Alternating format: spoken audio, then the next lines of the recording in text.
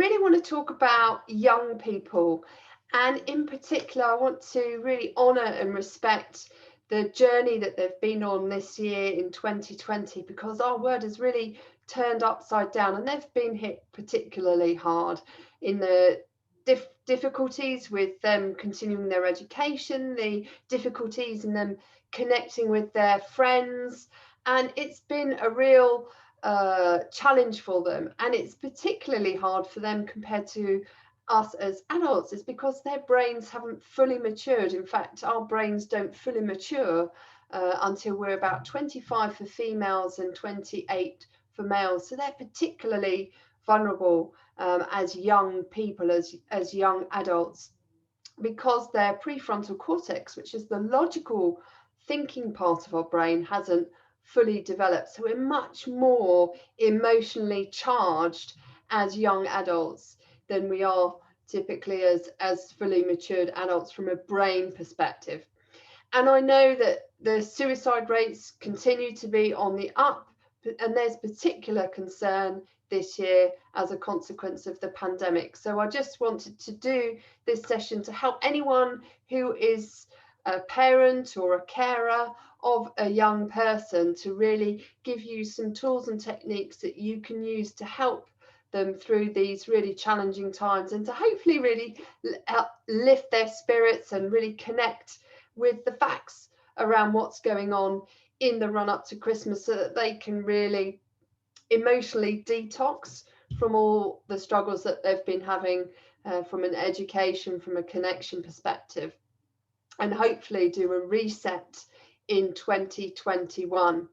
So first of all, I just want to focus on the 5 pillars of brain health that I talk about. And this is a fantastic tool that everybody can use to really check in with the facts. So it uses the mnemonic facts, and F stands for feelings. So the first thing to do if you're really struggling in life is to check in with your emotions, check in with your feelings, and ask yourself, what words would I use to describe how I'm feeling right now, or how you have been feeling over the last week or a couple of weeks? And then get curious, not furious, with those emotions. Explore why you're feeling the way you are feeling. And that's a great icebreaker, if you will, to discuss if you're having a rose and thorn dinner, for example, to discuss your emotions. And our emotional well-being is really, really important, because our emotions drive everything.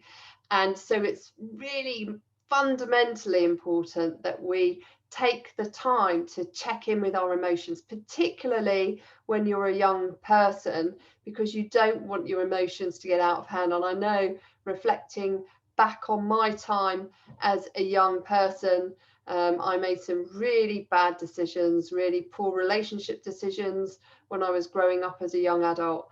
And if you don't have someone to reach out to and talk to and express those concerns, then it can really, you just end up burying them, and that really cannot help you in the long term. So just make sure that you take the time to connect with your emotions and find a safe haven where you can talk about it. And if you are struggling with finding that safe haven, then you can reach out to me. I have a Wellbeing Warrior Academy program for young people, and we look at the 5 pillars of brain health particularly as the starter for working through that program.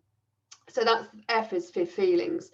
The next thing is A, is for actions, is to check in and ask yourself, what activities or what habits are helping or hurting me in terms of those feelings that I'm having, in terms of how I'm showing up. So typical habits that would have been hurting me when I was a young person is drinking too much alcohol, connecting with the wrong people, and really not taking the time to connect with my family and express all the struggles that I was experiencing. So what is it that you are doing that is helping or hurting you in terms of how you're feeling it emotionally? And it could be, if we think to today's society, is just spending too much time on your social media devices, on your electronic devices. I know we've been super saturated with social media, so it's about focusing on getting that important downtime, that digital detox over Christmas, so you can really check in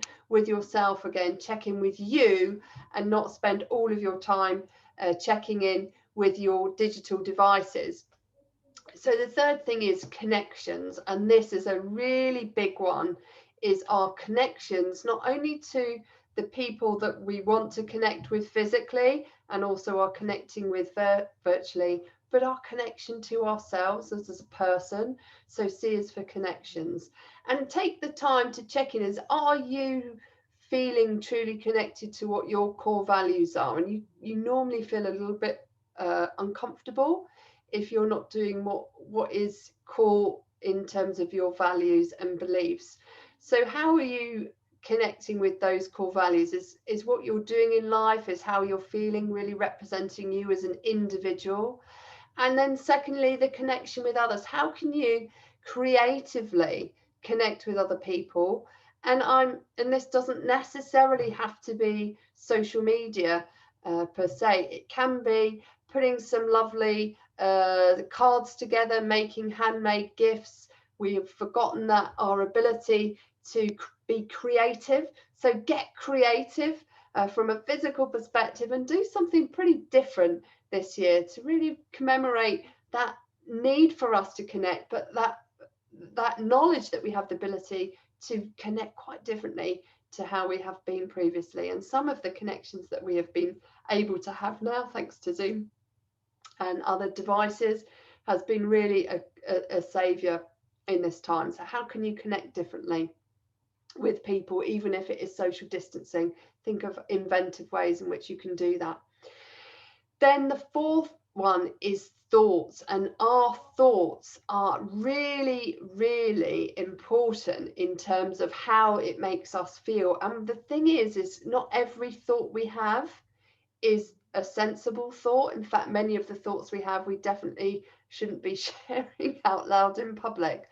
So just challenge your thoughts. Ask yourself, is that thought real? Is that thought true? Is it 100% true is the second question. How do I feel with that thought? How would I feel without that thought? What would happen if I turn that thought around to its opposite? And then use that turnaround to really help you take back control of the thoughts that you're having. And there'll be a link at the end of this for you to learn more about challenging negative self-talk, and we call these automatic negative thoughts from a brain health perspective.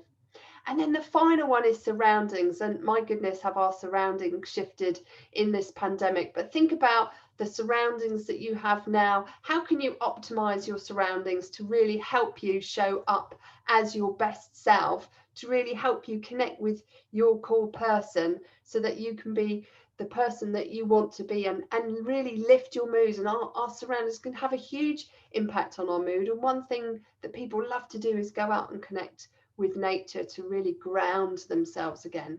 So that's the 5 pillars of brain health using the mnemonic facts. So F is for feelings, A is for actions, C is for connection to yourself and to others, T is for thoughts, and S is for surroundings. And if you do share this with a young person, then they can use this framework to really check in with themselves every time they're feeling stressed or out of sorts. It's a good framework to bring you back down to earth again and really ask yourself, well, what are the facts right now? What are the facts? So I really hope that serves you. If you'd like to find out more about my Wellbeing Warrior Academy programs for young people, then please do click on the link below. You'll be able to find out more about that. You can register yourself, your interest as a young person for this particular program, and it offers coaching on a one-on-one basis, and I can do group coaching as well to really help you level up and really reconnect with your best self again. And in addition, there is havening as well, which is really invaluable for people, young people, to really help you manage your emotions. So if you haven't seen some of the havening demonstrations, then do check in with that. And if you're really struggling from an anxiety perspective, or from a mental health perspective in general as a young person, and you really would like some additional help, then do make sure you reach out to me. Click on the link below, there'll be a link